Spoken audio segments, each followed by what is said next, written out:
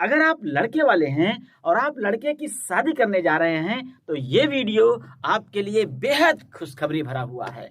जी हाँ, आप देख रहे होंगे कि ग्रामीण अंचलों में जब लड़के की शादी होती है तो लड़के को दूल्हा बना करके कुआं ब्याहने पहले जाते हैं। जी हाँ, कुआं ब्याहने, कुआं के पास जाएंगे, एक विशेष कुआं होता है, उस कुएं के पास जाएंगे और किनारे किनारे उसके 5 चक्कर लगाते हैं और कुछ करारमट करते हैं।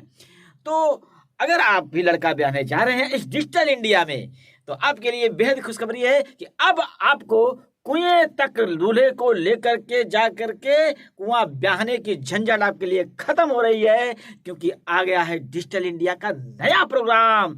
अब आपके समीप जहां भी कहीं हैंडपंप, जी हाँ, सरकारी हैंडपंप जहां भी नजर आए वहीं आप कुआं ब्याहने का रस्म निभा सकते हैं। कैसे, आइए देखते हैं इस वीडियो में।